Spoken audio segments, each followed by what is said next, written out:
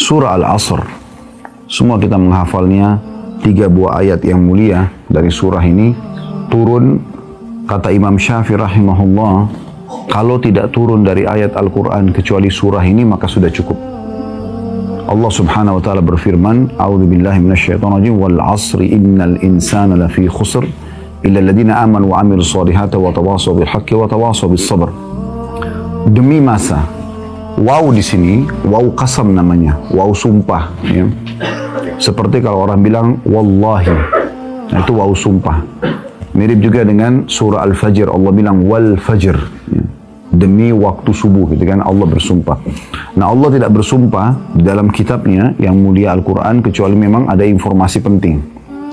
Setelahnya ada namanya alif lam mu'arraf, alif lam yang memperkenalkan sesuatu. Contoh misal gini, kalau orang Arab mengatakan seorang laki-laki, bahasa Arabnya rajulun. Tapi kalau seseorang itu mau berbicara sama temannya, mereka sudah tahu laki-laki siapa yang dijadikan target untuk dibahas gitu, dan mereka tidak mau sebutkan namanya, mereka mengatakan ar-rajul, didatangkan alif lam sebelumnya, gitu kan. Kalau kita bilang masjid, mesti saja umum. Tapi kalau saya sama teman ngobrol, saya mengatakan al-masjid, berarti kami sudah tahu masjid apa yang dimaksudkan. Karena alif lam ini fokus kepada target yang sudah diinginkan. Nah, Allah menyebutkan begitu. Di sini Allah tidak bilang wa asr, demi waktu. Tapi Allah datangkan alif lam wal asr. Berarti Allah inginkan waktu tertentu. Dan di sini ulama merucutkan kepada waktu kalian semasa di dunia. Umur yang sudah Allah kasih. Maka jaga baik-baik, maksimalkan baik-baik. Jangan sampai dipakai pada kemaksiatan ataupun hal yang sia-sia. Itu maknanya. Lalu Allah bilang di ayat keduanya, innal insana lafi khusr. Sesungguhnya manusia benar-benar dalam keadaan rugi dalam melalui waktu-waktu di dunia itu. Karena manusia terbagi menjadi kelompok-kelompok. Ada orang yang sibuk dengan amal soleh di waktunya, dari amal soleh ke amal soleh yang lain, dari zikir-zikir yang lain, dari ilmu ke ilmu yang lain, manfaat selalu. Maka ini dia beruntung karena dia isi waktunya, dia tidak akan menyesali. Ada orang dari hal yang mubah mungkin ke mubah yang lain. Ini orang tidak berdosa tapi tidak juga ambil manfaat. Kayak dari makanan ke makanan yang lain, minuman ke minuman yang lain, terus kepada hal-hal yang mubah saja. Tapi tidak ada hal-hal ibadah yang dia lakukan ini. Ada orang yang rugi, yang paling rugi adalah sibuk dari dosa ke dosa yang lain. Dari dosa ini habis lakukan ke dosa yang lain lagi. Dari gosipin orang, gosipin yang lain. Dari dosa terus sibuk. Maka ini orang yang paling rugi, gitu. Kemudian Allah mengatakan di ayat ketiganya, setelah mengingatkan maksimalkan waktu kalian di dunia, banyak sekali orang yang rugi di situ, kecuali satu. Illal ladzina amanu wa amilus shalihat, kecuali orang yang beriman dan beramal saleh. Itu orang yang tidak sia-sia waktunya. Karena orang yang beriman tahu ada Tuhannya Allah yang mengatur dia, dan juga Allah akan minta pertanggungjawaban atas waktu yang berlalu semasa hidupnya. Gitu kan? Waktu yang Allah kasih ini sangat mahal gitu. Harus betul-betul dimaksimalkan. Kemudian tidak cukup dengan iman tapi dia harus beramal saleh. Ini selalu dua konsepnya ya. Kalau orang beriman tidak beramal soleh, tidak manfaat juga imannya. Karena harus diisi dengan amal soleh. Orang beramal soleh tapi tidak beriman, dia sholat, dia puasa tapi dia orang non-muslim, tidak diterima. Maka dua ini harus. Allah mengatakan kecuali orang beriman dan beramal soleh, maka watawasaw bil haqqi watawasaw bis sabr. Saling berwasiatkanlah kebenaran ini dan saling berwasiatkanlah ya agar bersabar mempertahankan kebenaran itu.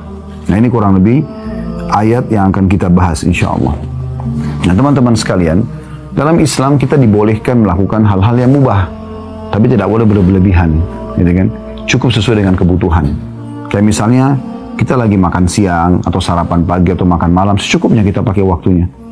Jadi nggak perlu kita pakai sampai 2-3 jam duduk hanya untuk makan habisin waktu. Padahal sebenarnya kita hanya butuh setengah jam maksimal sudah cukup misalnya. Maka coba maksimalkan kegiatan yang lain, sibukkan kepada yang lain. Kalaupun kita harus masuk kepada hal yang mubah seperti tidur, mandi, ya, makan tadi, maka pakai secukupnya. Tidur juga pada saat kita butuh, makan pada saat kita butuh kita. Selebihnya usahakan hal-hal yang bermanfaat. Dan jangan pernah sibukkan diri di waktu-waktu itu dengan dosa-dosa. Karena nanti akan diisi dengan penyesalan. Orang yang mengisi waktunya dengan dosa, maka dia akan menyesal. Jangankan orang yang berbuat dosa, teman-teman. Orang yang tidak sempat mengisi waktunya dengan amal soleh, itu sudah cukup membuat dia menyesal nanti pada hari kiamat. Ada kisah unik. Talha bin Ubaidillah rahimahullah radhiyallahu anhu, sahabat Nabi yang mulia di kota Madinah ini, pernah menerima tawaran dari Nabi SAW menampung 3 orang yang baru masuk Islam. Datanglah 3 orang itu, karena mereka baru masuk Islam, tidak ada keluarganya di Madinah, maka Nabi bilang, siapa yang tanggung? Talha bin Ubaidillah, orang kaya di Madinah, dan beliau orang soleh, salah satu dari 10 orang yang masuk surga.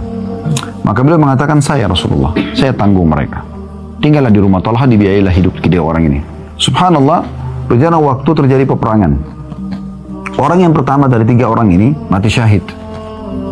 Berjalan waktu lagi, terjadi lagi peperangan. Orang yang kedua dari mereka, dari 3 orang ini, ikut perang mati syahid juga. Berjalan waktu lagi, orang yang ketiga mati tapi di atas ranjangnya. Mati di atas ranjangnya. Yang terjadi, Talha bin Ubaidillah radhiyallahu anhu mimpi, ketiganya dalam mimpinya ini. Jadi yang paling depan di surga adalah orang yang mati di atas ranjang. Kemudian datang di belakangnya orang yang meninggal mati syahid yang nomor 2. Dan yang paling belakang orang yang mati syahid yang pertama. Maka kata Talha bin Ubaidillah, ya Rasulullah, tadi malam saya mimpi begini. Bagaimana kami memahami mimpi ini gitu? Karena kan yang pertama mati syahid, yang kedua mati syahid, yang ketiga cuma mati di atas ranjang. Kok bisa yang mati ketiga ini lebih baik gitu? Lebih di depan di surga, lebih tinggi derajatnya. Maka kata Nabi SAW, bagaimana kau bisa pungkiri itu, hai Talha? Dari mana kau bisa memungkiri tentang sholatnya, tentang puasanya, tentang zikirnya? Di umur yang Allah kasih, lebih berapa hari dari teman-temannya yang mati syahid. Jadi artinya kalau teman-teman diberikan kesempatan umur dan bisa beramal soleh, jangan disia-siakan. Karena 1 hari aja itu mahal sekali. Terjadi juga di masa Nabi SAW dalam riwayat sahih, ada 2 orang bersahabat sama umurnya. Sama-sama masuk Islamnya. Subhanallah, salah satunya mati terbunuh, mati syahid. Pekan depan baru meninggal temannya, tapi mati biasa. Ini kejadian mirip kayak tadi. Orang kan kalau mati syahid pasti orang sudah anggap, oh luar biasa keutamaan. Tentu punya keutamaan memang. Tapi di sini kita lihat bagaimana orang kalau maksimalin waktu. Maka setelah menyolati jenazah orang yang kedua, orang yang pertama Nabi sholat itu juga mati syahid. Orang yang kedua mati biasa di atas ranjangnya, mati kena ajal datang, disolati oleh Nabi SAW. Lalu Nabi bilang begini setelah sholat, bagaimana menurut kalian tentang orang ini dibandingkan temannya dia yang pekan lalu? Maka kata para sahabat, ya Rasulullah, semoga saja orang ini yang baru kita sholatin bisa mencapai derajat sahabatnya, karena persahabatannya maksudnya. Karena kan yang pekan lalu mati syahid. Kata Nabi SAW, di mana kau dengan ibadahnya orang yang baru mati ini sepekan? Sesungguhnya ketahuilah perbedaan derajat antara orang yang baru kita sholat yang mati di atas ranjang dengan orang yang mati syahid pekan lalu, antara langit dan bumi. Maksudnya lebih tinggi orang ini. Jadi teman-teman, kalau Allah kasih kesempatan walaupun 1 menit saja, jangan disia-siakan. Sekarang begini, sebagai bahan muhasabah saja, introspeksi diri buat kita semua. Tentu dimulai dari saya. Kalau seandainya teman-teman, ini kita bicara kalau seandainya seseorang yang kita menghadapi malaikat maut, dan itu pasti terjadi, datang kepada kita, terus kemudian akan mencabut ruh kita. Tapi malaikat maut bilang begini, saya memberikan kesempatan, telah diizinkan Allah untuk kamu tertunda ajalmu setengah jam. Setengah jam lagi saya akan cabut ruhnya. Kira-kira setengah jam itu akan antum pakai apa? Oke. Saya mau tanya gini, apakah pada saat itu kita masih berpikir untuk cari restoran favorit kita? Masih maukah kita duduk ngobrol sama teman-teman? Masih maukah kita pergi ke mall cari baju favorit kita? Atau apa saja urusan dunia? Coba renung ini. Tidak ada. Kalau perlu setengah jam itu kita pakai bertobat, kita pakai sholat, tadi kita pakai sedekah, kita pakai berzikir, kita bayar utang mungkin yang kita belum bayar, kan begitu. Harusnya kita nggak usah tunggu kejadian ini. Karena kalau malaikat mau datang, Allah mengatakan tidak akan ditunda. Ya. Kata Nabi SAW pada saat belum melewati satu kuburan, beliau mengatakan kepada para sahabat yang telah memberikan peringatan, demi zat yang jiwaku dalam genggaman, demi Allah, sesungguhnya yang ada dalam kuburan ini sekarang, lebih dia cintai 2 rakaat sholat sunnah kalian dibandingkan dunia dan seluruh isi. Artinya kalau orang ini hidup sekarang, dia akan mengejar sholat 2 rakaat yang kalian sempat kerjakan, itu lebih dia suka daripada dikasih dunia dan seluruh isinya. Coba renungi teman-teman, berapa banyak orang yang meeting meninggalkan sholat Jumat, meninggalkan sholat wajibnya, ya, orang tuanya telepon tidak dipedulikan, banyak kesempatan emas amal soleh yang dia sia-siakan. Ini kenapa? Karena memang dia tidak subhanallah menyanyiakan. Nah, tujuan kita taklim sore ini untuk itu. Ya, bagaimana kita coba memaksimalkan waktu kita isi dengan hal-hal yang bermanfaat. Selalu tanyakan dari bermanfaat yang satu bermanfaat yang lain. Bahkan usahakan teman-teman sekalian, kalau kita kerjakan hal-hal mubah ada nilai pahalanya. Bagaimana caranya Ustaz? Sekarang makan, bisa nggak akan jadi dapat pahala? Minum, tidur, ya, ngobrol, bisa nggak dapat pahala semua? Bisa. Syekh Abu Bakar Jazair rahimahullah, salah satu ulama yang pernah mengajar 40 tahun di Masjid Nabawi, sudah meninggal beliau. Beliau banyak punya karya tulis, diantaranya Minhajul Muslim yang kami bedah ada di YouTube ya. Beliau pernah merincikan masalah itu. Bahwasanya hadis Nabi SAW, innamal a'malu binniyat, semua sesuai dengan niat, wa innamal likulli imri'in ma nawa, semua orang akan dibalas sesuai dengan niatnya. Ini menandakan dari hadis ini, bisa saja seseorang dengan niatnya itu dia mengalihkan sesuatu yang mubah menjadi sunnah. Contoh misal, kalau kita ngantuk dan kita katakan ngantuk, tidur langsung, hanya sekedar ingin menghilangkan ngantuk atau capek kita, mubah, nggak dosa, nggak pahala gitu kan. Tapi ini bisa kita ubah menjadi pahala. Bagaimana caranya? Niatkan dalam hati, kalau tidur yang akan kita kerjakan itu untuk memberikan hak tubuh yang Allah amanahkan. Kita niat begitu, ini sama niat saja nih, pengalian niatnya gitu kan. Maka akhirnya tidur kita yang 6 jam, 7 jam ini, itu akan ya, berubah menjadi pahala. Karena kita nggak mungkin ngantuk kecuali memang penciptanya, Allah yang memberikan kita rasa ngantuk. Sinyal kalau tubuh kita sedang butuh istirahat kan begitu. Jadi jangan cuma sekedar ngantuk, plak, langsung tidur gitu. Enggak, tapi bagaimana kita niatkan, oh ini untuk memberikan hak tubuh yang sedang Allah amanahkan. Karena memang tubuh harus dirawat kan. Nggak usah kita bicara kita masih hidup. Meninggal saja jadi jenazah, bukankah jenazah harus dimandikan? Kenapa jenazah dimandikan? Padahal toh sebentar masuk tanah dan dimakan oleh belatung tanah jasadnya. Yang hidup kan ruhnya, gitu kan? Karena memang Allah SWT meminjamkan kepada kita itu dan kita harus menjaganya. Apalagi orang yang hidup, gitu kan? Mandi juga begitu. Allah Subhanahu Wa Taala memberikan kepada kita mandi segar.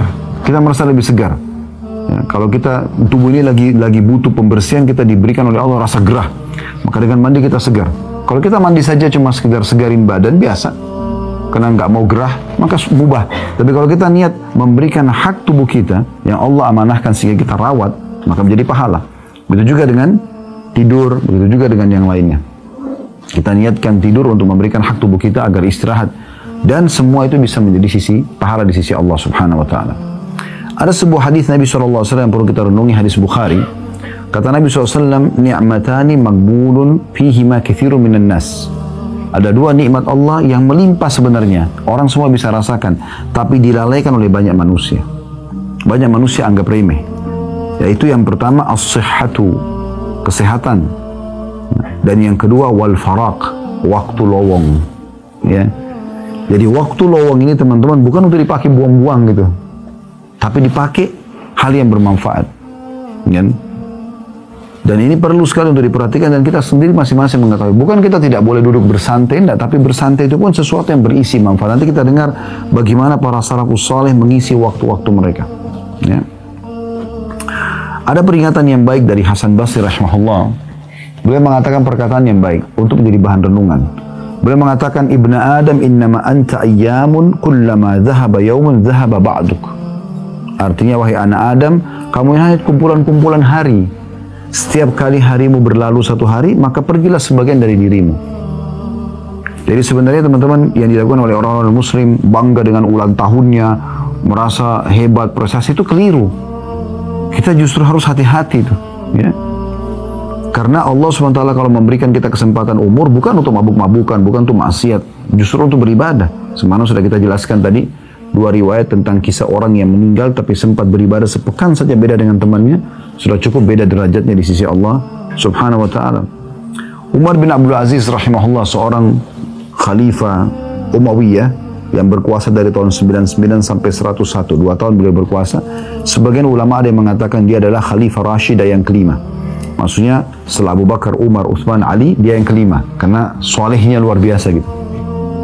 Yang jelas banyak nasihat beliau yang sangat unik ya, dan menyentuh hati. Di antaranya beliau mengatakan, innal laili wan nahar ya'malani fika fa'mal fihima. Ketahuilah bahwasanya malam dan siang itu bekerja untukmu. Jadi siang dari pagi tadi sampai sore begini ini Allah siapkan, ini sedang bekerja buat kita. Dia siapkan dirinya buat kita gitu. Begitu juga malam nanti juga bekerja untuk kamu. Maka bekerjalah ya dengan memaksimalkan keduanya. Jadi jangan sampai kita sia-siakan. Teman-teman sudah tahu Umar bin Khattab radhiyallahu anhu itu kalau tidur malam, beliau selalu letakkan ada genangan ember air bejana di dekat ranjangnya. Dan kalau beliau tidur, beliau seringkali meletakkan tangan di bawah pipi atau kadang-kadang digeser sedikit. Kalau dia terbangun dan tersentuh dengan air itu, maka dia bangun dan tidak pernah lagi tidur, diisi dengan sholat malam. Karena ingin memaksimalkan waktunya. Imam Nawawi rahimahullah, pernah dengar Imam Nawawi ya? Meninggal belum 40 tahun, karya ilmiahnya sangat banyak. Banyak sekali. Hadis 40, Arba'in Nawawi, ada Riyadus Shalihin, ada banyak. Beliau itu teman-teman kalau mau tidur malam, ini caranya dia ya.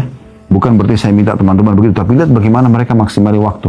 Imam Nawawi rahimahullah itu belajar di 13 guru dengan 13 kitab sehari.